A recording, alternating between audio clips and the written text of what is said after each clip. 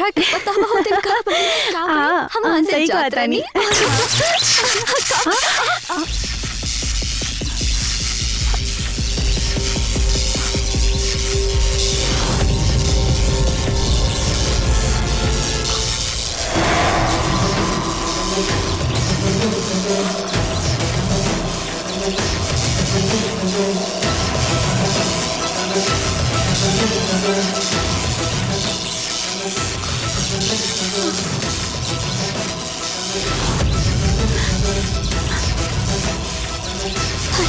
सुना सुना, वो देखा। अरे भैया सुना, हटो वहां से, लाइट के तार टूटे वाला बा।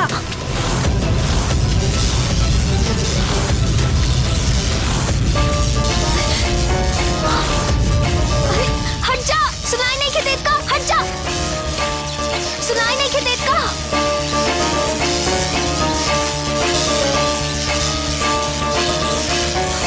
अरे सुनो, हो गई बिया।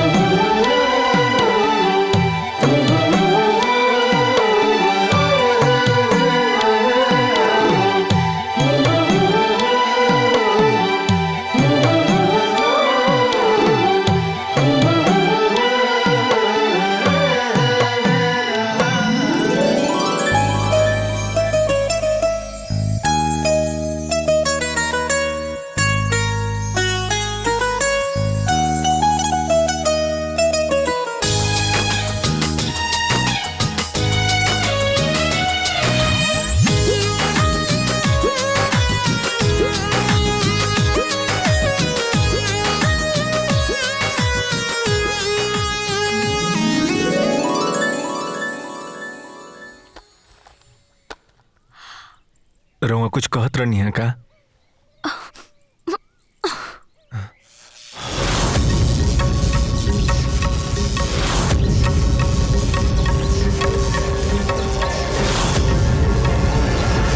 अरे माई रे माई,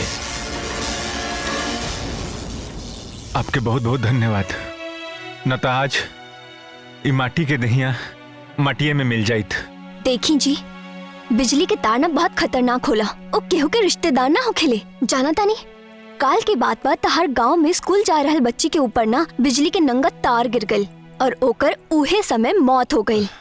जी समझ में आई कि ना? जी।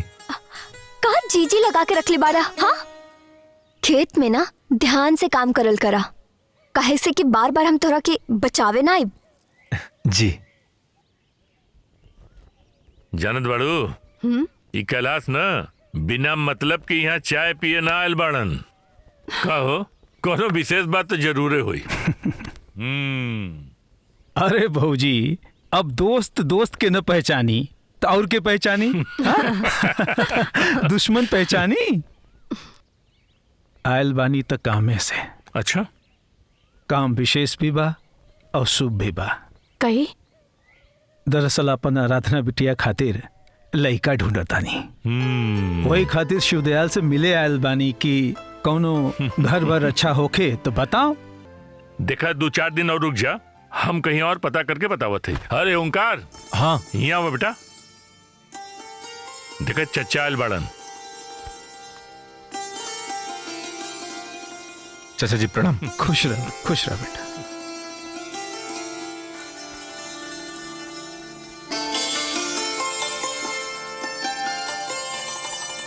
इके हा? अरे चल ना, हमारा लड़का ओमकार अभी महीना भर पहले ना शहर से पढ़ाई खत्म करके आयल बा। और क्या? अरे ई ओमकार इतना बड़ हो गई? ले हाँ? ई तो शादी के जोग हो गइल बा।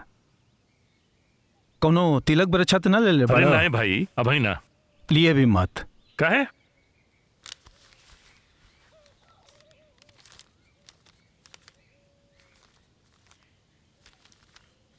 इला। ई का हो? पर अच्छा अरे रह गई एकदम कंजूस का कंजूस से। शुभ होला, 1 रुपया और रखबा तब 101 होई। उ शुभ होई समझ ला। अरे 1 रुपया। अरे मक्खी चूस का मक्खी चूस रह गई। इले ओमकार आराधना का रिश्ता पक्का। भाई साहब हमने के तो मंजूर बा, बाकी एक बार लड़का लोगन से पूछ ले कि उन्होंने के दिल में का बा। हाँ हाँ भौजी पूछ ली हल जाओ। आराधना कमाई, आराधना कमाई जी। अरे जल्दी आओ ना। आ रहल बानी जी। का भइल? बड़ा खुशी की बात हो। अपन शिवदयाल हो ना, हाँ उनका बेटा ओमकार बड़ा सुंदर और नीक लड़का हो। उसे अपन आराधना के बियाह तय कर देली। ला ओकर फोटो देख ला। दिखाई। लड़का तो बहुत बढ़िया बा। बहुत सुंदर। हम एक काम करके आवता नहीं कि बिटिया के दिखावता हाँ, नहीं। जा। बहुत बढ़िया।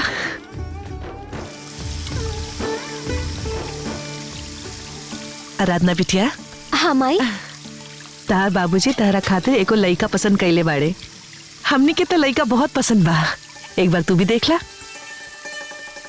जब आपके और बाबूजी के ही लड़का पसंद बाता हम का करे देख के माई। बेटी एक बार देखता ला, कोनो जोर जबरदस्ती नहीं खे। ना माई, जे आप लोग के पसंद वो हमके भी पसंद।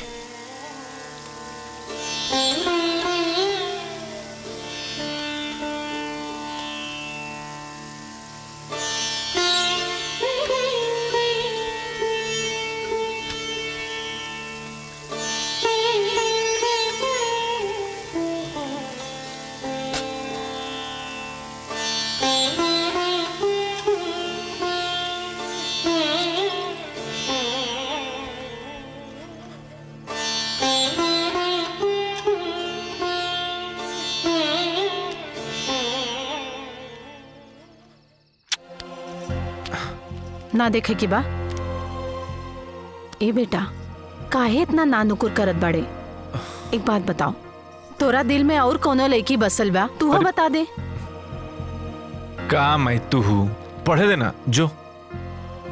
अच्छा ठीक बा, हम यहाँ रख के जात बानी, तो हार मन करे तो देख लिहा। अरे देख लिहा।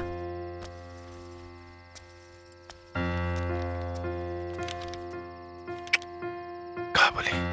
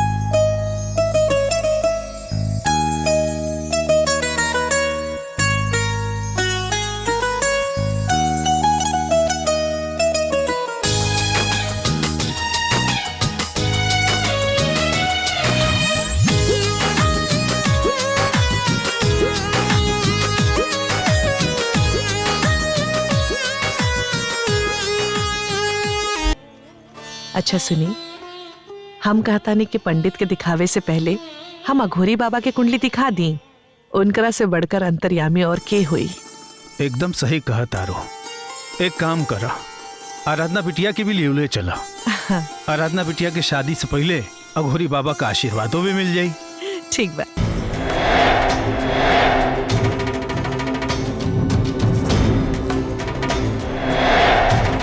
अनर्थ, घोर अनर्थ। बाबा हम जानतानी के रउआ त्रिकालदर्शी है, अंतर्यामी है। बाकी का अनर्थ हो बाबा, विस्तार से बताई। हमरे बेटी का जिंदगी का सवाल हो। कैलाशनाथ, ये शादी ना हो सकेले। कुंडली के अनुसार ये लड़का के भाग्य में मृत्यु योग बा।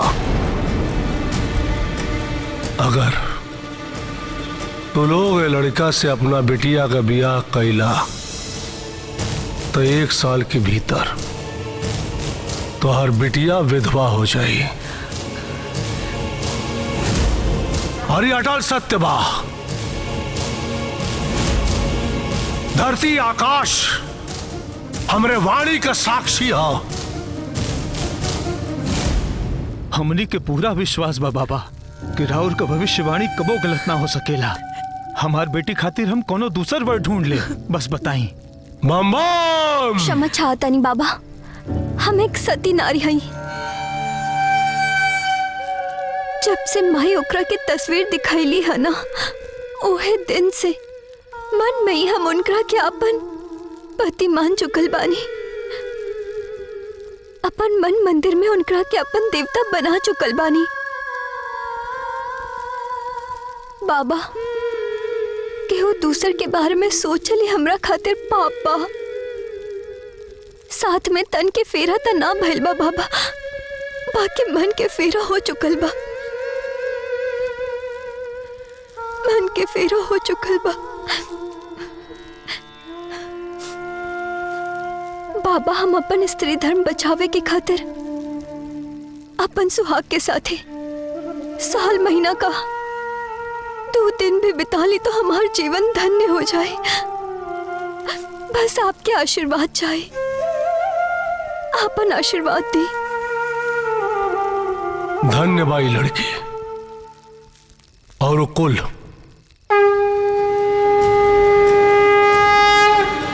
जौना कुल में एक कन्या का जन्म भइल बा।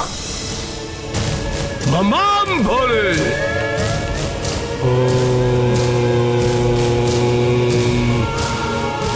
ओम नमः शिवाय।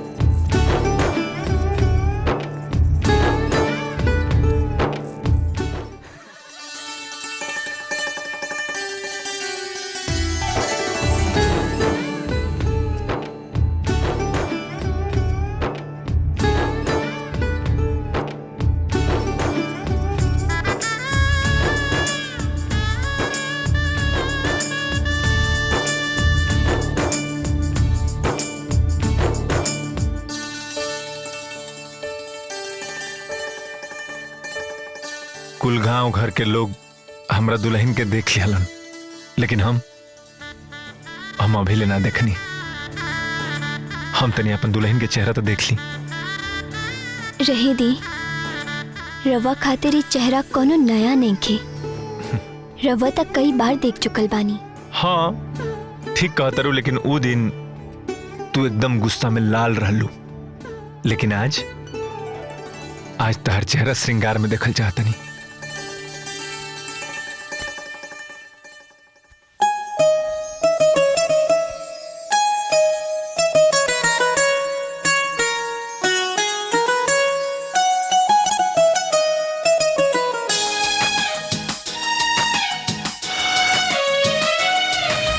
के कहेला कि अप्सरा हमेशा स्वर्ग में पावल जली।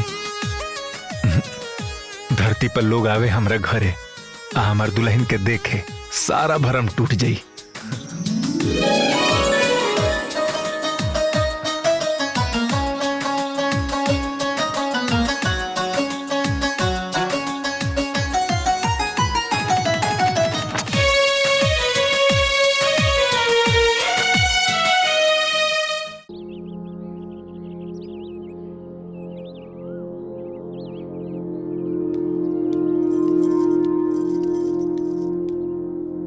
ए जी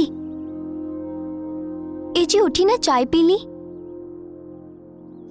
ए जी उठी, कितना सुतब, उठी।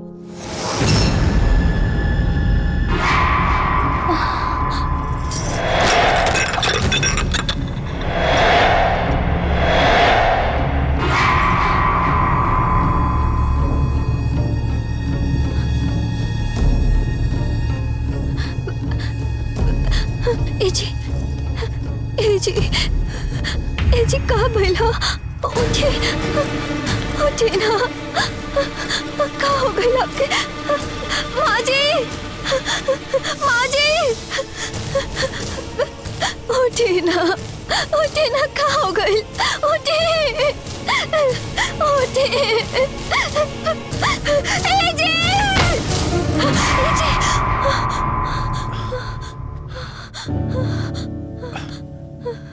आराधना, का भइल? कोनो बुरा सपना देख लू का?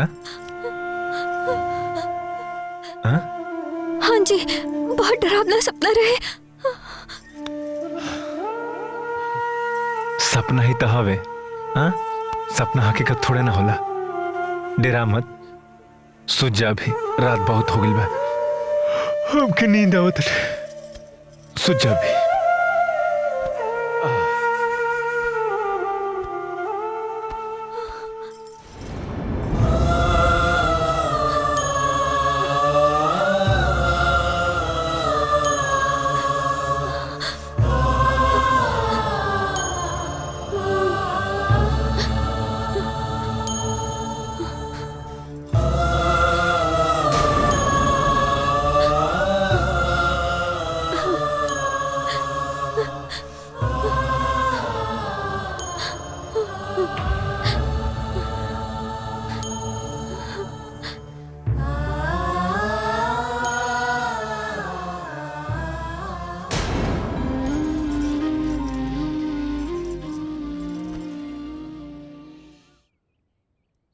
दुल्हन, ए दुल्हन, दुल्हन, दुल्हन दरवाजा खोला। जी माँ जी।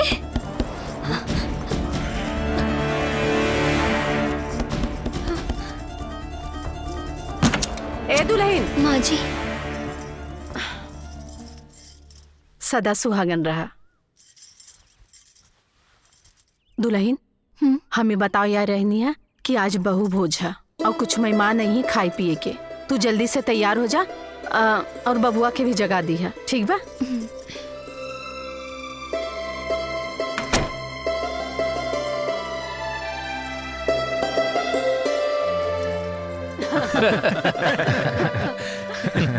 खाए।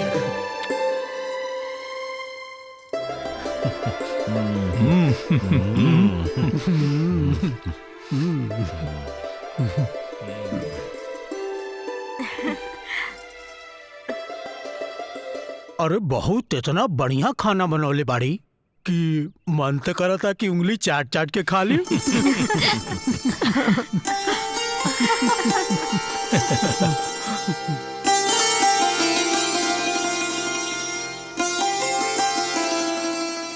ए बाबू, तू तो घरे का दामाद बाड़ा, उंगली का तू थरियो चाट थकेला।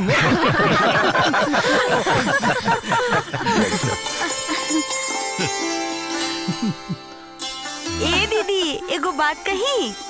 हाँ, घर के दामाद के तो खाना पसंद आ गई, बाकी ओमकार के मामा तो कुछ बोलते नहीं खन। अरे मुआ में जबनिया खाली होए ना।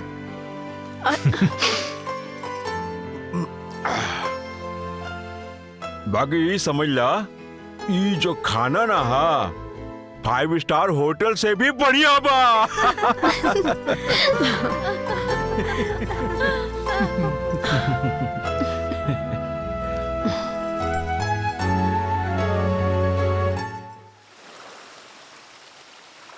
स्वामी, मन में एक जिज्ञासा हो रही है, आज्ञा हो तो पूछूं? पूछिए देवी, जिज्ञासा को मन में नहीं दबाना चाहिए। निसंकोच पूछिए। स्वामी, हम तीनों देवियों में सबसे सर्वश्रेष्ठ कौन है? इसमें भी कोई किंतु परंतु है क्या? आप ही सर्वश्रेष्ठ हो, क्योंकि आपसे ही संसार का सारा सुख वैभव मिलता है।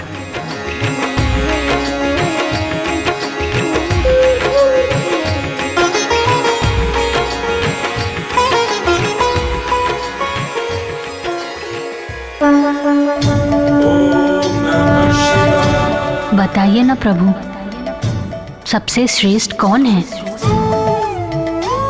निसंदेह तीनों देवियों में सबसे सर्वश्रेष्ठ आप ही हैं, क्योंकि आप शक्ति की देवी हैं। आप ही सृष्टि को शक्ति प्रदान करती हैं और संसार की ऐसी कोई भी वस्तु नहीं जो शक्ति के द्वारा अर्जित ना की जा सके।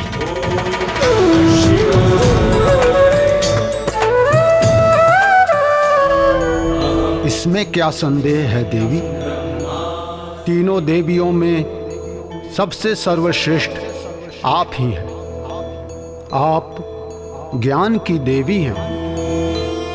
ज्ञान से मनुष्य धन कमा सकता है और शक्ति भी अर्जित कर सकता है।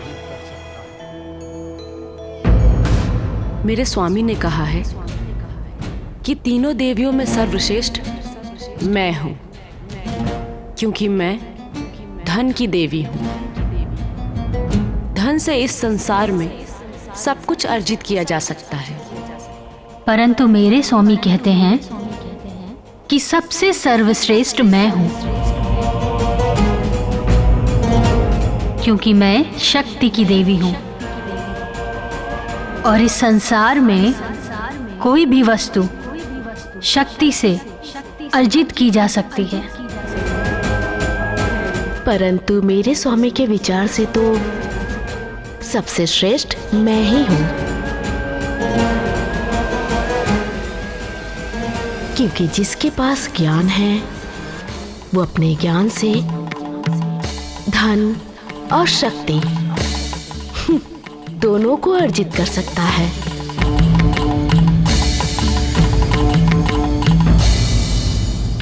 नारायण नारायण। तीनों देवियों के श्री चरणों में देवर्षि नारद का प्रणाम स्वीकार हो।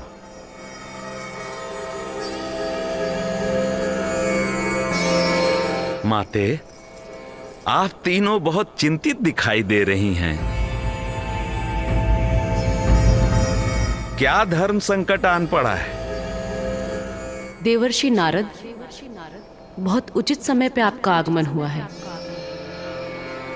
अब आप ही बताइए कि तीनों देवियों में सर्वश्रेष्ठ कौन है? नारायण नारायण, आप तीनों में कोई नहीं है। देवर्षि, ये आप क्या कह रहे हैं? हम तीनों में सर्वश्रेष्ठ कोई नहीं?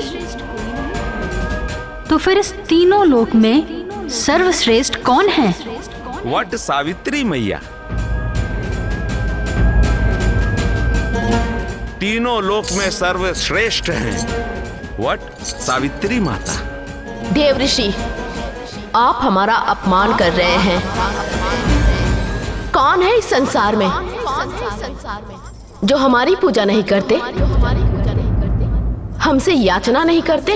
पृथ्वी लोक में एक कन्या रहती है जिसका नाम है आराधना, जो सिर्फ वट सावित्री माता की ही पूजा करती है और संसार के सारे सुखों की प्राप्ति उसे वट सावित्री माता के आशीर्वाद से ही प्राप्त होता है।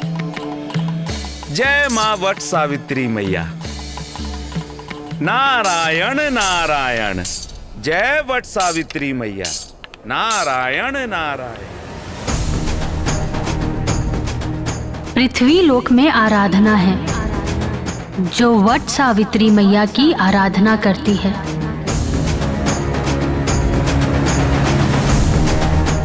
अब तो उस आराधना की आराधना की परीक्षा लेनी होगी।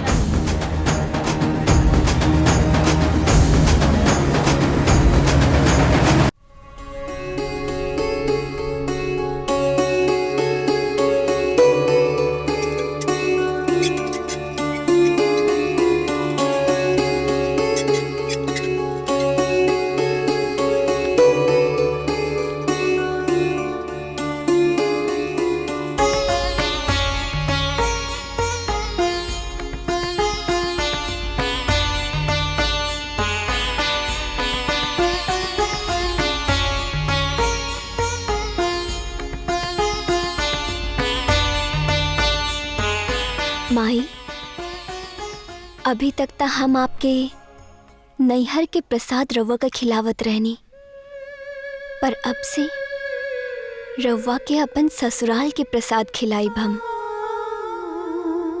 पर एको बिनती बा माई, अघोरी बाबा के कहल वाणी ना कभी सत्य ना हो, कभी सत्य ना हो। हमरा के हमेशा ये आशीर्वाद दी कि हमार सुहाग हमेशा बनल रहे, हमेशा बनल रहे हमार सुहाग। जैसन रवा यमराज से आपन पति के रक्षा कैले रहलू ना, वैसे ही हमार पति के प्राण के रक्षा कैदा माई, हमार पति के प्राण के रक्षा कैदा माई।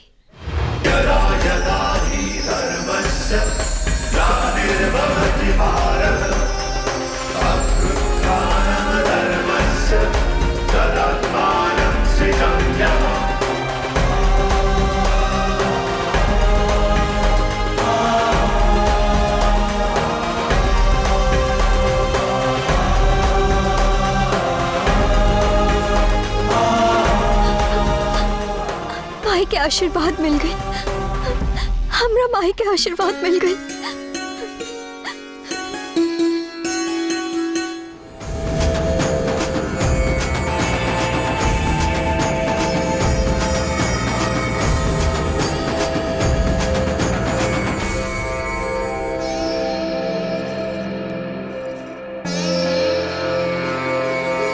कहाँ से आ रही हो बेटी?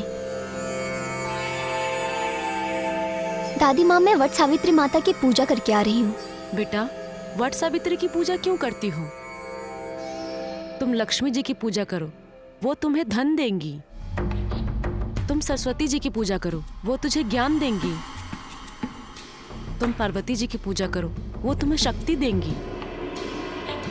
और संसार में जिस स्त्री के पास ये तीनों चीजें हैं, वो स्त्री सबसे सुखी है। क्षमा कीजिएगा दादी माँ, पर मैं आपके विचारों से सहमत नहीं हूँ। इस संसार में वही स्त्री सुखी है जिसके पास उसका सुहाग है। एक स्त्री के पास बल, धन और ज्ञान तभी है अगर उसके पास सुहाग है। अगर सुहाग नहीं तो सब कुछ व्यर्थ है। इस संसार में वट सावित्री माता सभी सुहागन की उसके सुहाग की रक्षा करती हैं। मेरे लिए तीनों लोकों में वट सावित्री माता जैसी पूजनीय कोई भी नहीं।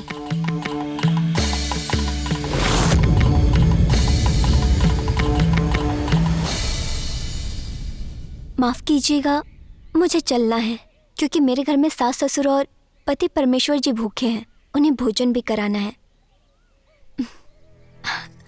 सती सावित्री माता की पूजा अर्चना करते करते आराधना स्वयं को सती सावित्री समझ बैठी है। उसे अपने सतीत्व पर अहंकार है। उसके सतीत्व की परीक्षा लेनी होगी। कामदेव को बुलाती हूँ। काम वासना से तो बड़े बड़े तपस्वी ऋषि मुनियों की तपस्या भंग की है। ये तो एक साधारण सी कन्या है। देखते हैं कैसे ये इस परीक्षा को उत्तीर्ण करती है। कामदेव प्रकट हो। तीनों माताओं को कामदेव का प्रणाम। आज्ञा करे माते, कामदेव आपकी क्या सेवा कर सकता है? आराधना के भीतर इतनी काम वासना भर दो कि उसका सत्तित्व नष्ट हो जाए। जो आज्ञा माते।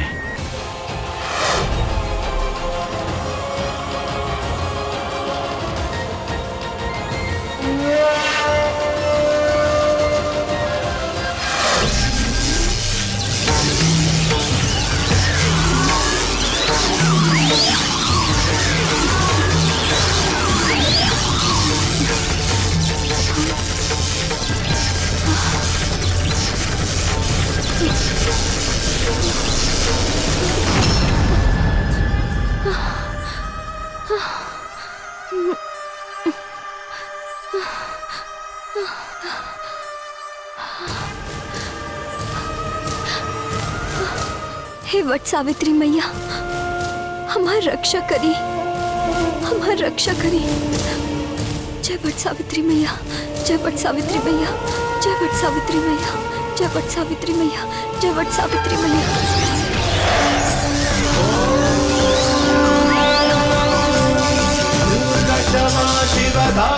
जय वट सावित्री मैया, जय वट सावित्री मैया।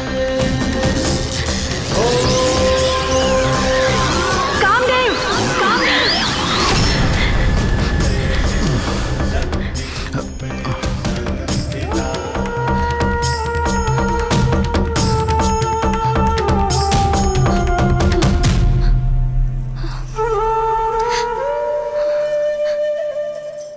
राहुल महिमा अपरंपार बमाई। जय वट सावित्री मैया। अब हमें आराधना की परीक्षा लेने की कोई आवश्यकता नहीं है। आराधना की परीक्षा तो अब समय लेगा, क्योंकि वो जिस वट सावित्री माता की पूजा करती है, आराधना करती है, उन्हीं के पूजन के दिन आराधना अपने पति के प्राण खोने से नहीं बचा पाएगी। अब देखते हैं माता सावित्री उसके सुहाग को कैसे सुरक्षित रखती हैं और कैसे अपने सतीत्व के बल पर आराधना कैसे इस परीक्षा में सफल होती है।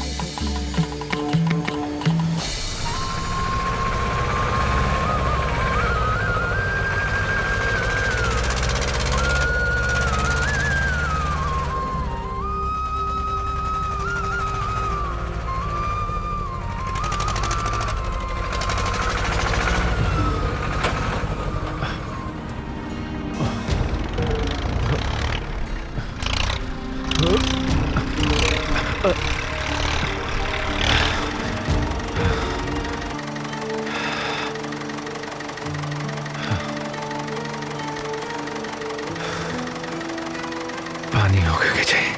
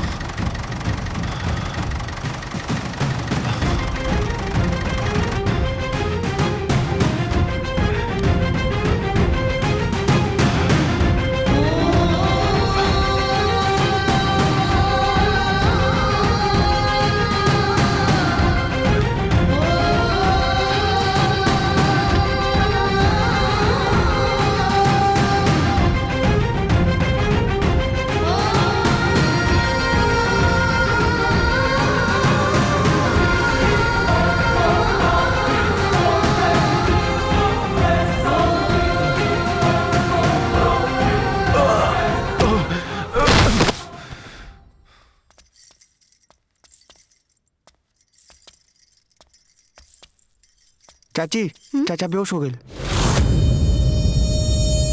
का? हाँ, चाचा ना बेहोश होकर खेत में गिर गए।